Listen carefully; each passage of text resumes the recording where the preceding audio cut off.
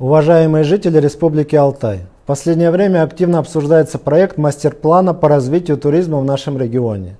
Звучат разные мнения и порой совершенно полярные точки зрения.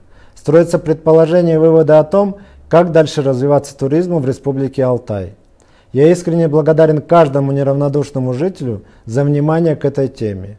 Долгое время было не принято советоваться с людьми и слушать мнение общественности. Но мы переломили это и сделали обсуждения открытыми, а информацию доступной. Вместе с тем, вокруг мастер-плана и создания так называемых туристических кластеров складывается несколько мифов. Считаю своим долгом развенчать их и рассказать, как проходит и будет проходить эта работа. Сегодня у нас действительно разработана стратегия и мастер-план по развитию туризма в Республике Алтай, который носит рекомендательный характер. Что дают эти документы? Во-первых, они содержат предложения по развитию наших уже существующих туробъектов и инфраструктуры. Это подразумевает повышение качества сервиса, определяет дополнительные механизмы привлечения туристов. И самое главное для нашего дотационного региона – конкретные предложения по привлечению новых инвестиций. А что такое инвестиции? Инвестиции – это средства, которые мы можем направить на новые дороги, на гранты местным, я подчеркиваю, нашим местным предпринимателям, на субсидии для авиарейсов, на благоустройство наших территорий. Помимо этого, мы упорядочиваем существующий турпоток. В регионе всегда были доступны разные формы гостеприимства. От простого домика или даже палатки до пятизвездочных отелей эта доступность, как и все существующие, работающие и принимающие гостей объекты, мы обязательно сохраним. Ни о какой продаже земель, изъятии земельных участков у фермеров, у коренного населения, у наших жителей речи быть не может. Мастер-план не предполагает этого, никогда не предполагал и не будет предполагать. Это незаконно, и мы строго следим за соблюдением прав жителей вместе с надзорными и правоохранительными органами. Более того, основная часть территории республики – это земли сельхозназначения. А сельское хозяйство – это наш главный приоритет.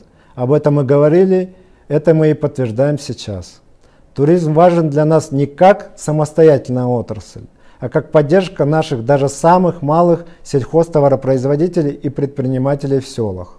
Хочу еще раз подчеркнуть, кластеры – это не объединение земель, не разграничение территории на частную и общественную, не соединение тех или иных частных или сельскохозяйственных земель. Это лишь объединение их связей и тех комплексных услуг, которые организуются на той или иной территории. И я уже неоднократно говорил об этом, скажу еще раз. Ни о каком объединении Республики Алтай и Алтайского края речь не ведется, этот вопрос закрыт. Кластеры – это общемировой инструмент развития туризма, причем зачастую они создаются именно вокруг природоохранных территорий, чтобы сделать туристический поток управляемым и не вредить природным экосистемам. О роли кластеров в национальном проекте по туризму в большом и глобальном смысле говорил и президент России Владимир Владимирович Путин в послании Федеральному собранию. Я не устану повторять, что в развитии туризма серьезный акцент мы делаем на сохранение природы и культуры наших жителей, на экологическое воспитание туристов, уважение наших традиций и сакральных для жителей республики мест, сохранение природы, наших лесов, берегов рек и озер в чистоте и порядке. Это безусловный приоритет развития. Поэтому я еще раз благодарен всем за проявленный интерес, за неравнодушие к этой теме и участие в обсуждениях, но хочу ответственно заявить, никто не распродает земли Республики Алтай. Никто не ставит под угрозу традиции и культуру проживающих здесь людей. Никто не отдает сакральные места под застройку пятизвездочными отелями. И не планирует строить железную дорогу в Китай. Наконец, самое главное. Развитие туристической отрасли – это лишь малая часть нашей работы. В структуре индивидуальной программы развития туризм занимает лишь 10%. Гораздо больше внимания мы традиционно уделяем социальной сфере, вопросам экономического развития, развития поддержки нашего сельского и лесного хозяйств, строительству новых дорог, школ, ФАПов и детских садов.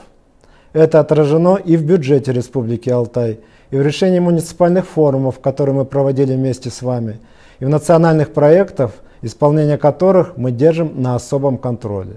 Поэтому прошу вас, дорогие друзья, не делать преждевременных выводов, верить только подтвержденной информации и, самое главное, руководствоваться фактами, а не слухами и интерпретациями.